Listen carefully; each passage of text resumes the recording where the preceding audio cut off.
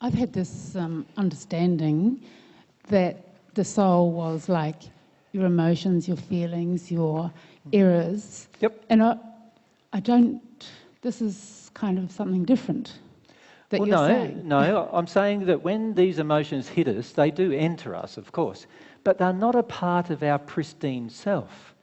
They've become a part of us, but they're not our real self. We can release them. Look, the reality is this, from a logical perspective. If something has entered us, it makes sense that the same thing can also be released from us. Does it not? From a logical perspective, that makes sense. So if we look at it from an emotional perspective, let's say the emotion of anger towards men has entered us, right? Which is emotion you feel. You have the ability to release it, because the fact that it entered you means that you also have the ability to release it, right? There are certain things you're not going to be able to change inside of you that God created. So God created some things about your personality, for example, that you are never going to be able to change. In fact, you'll get to the point where you want to grow them, you want to expand them, right? There are things that you can't, some of those things you can't change, but a lot of the things that we believe are our personality aren't our personality. Like, if you believe your personality is that you don't like men very much, that's not a personality.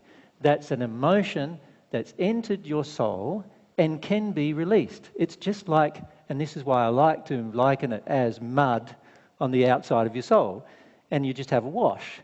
So the illustration that I'm giving, remember when I give illustrations, and I'm not talking about actual reality, I'm talking about the illustration is, we've got the mud around our soul, it got there, it can be washed off, right? And this is the case with all of our negative belief systems, all of our negative emotions, all of our lack of love that exists within us can all be washed off. The whole lot can leave us.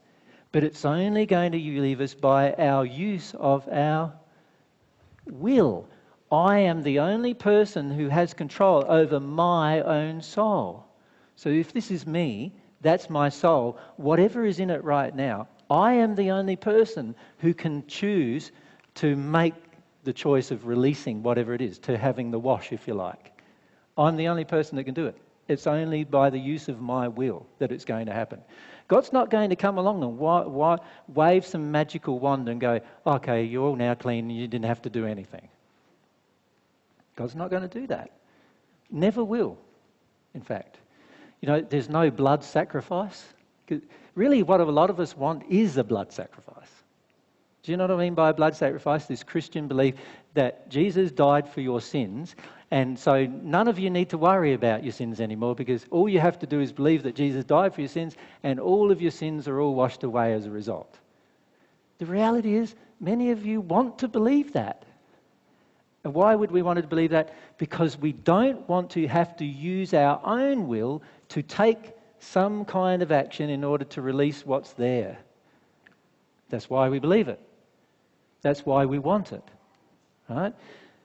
Once we come to understand God's truth, we come to understand, no, actually, God's truth is that every single one of us is individually responsible for ourselves. We are individually responsible for every single thing we choose to do. We are, in fact, individually responsible for the retention of every emotion within our soul. We're not individually responsible necessarily for its creation, because it might have been created by events that have occurred around us. But now that it's in us, we are responsible for its retention. We are responsible for it staying within us. And if we want it out of us, we are going to have to take some choice or decision that's different. That's the reality. We're going to have to make a different choice.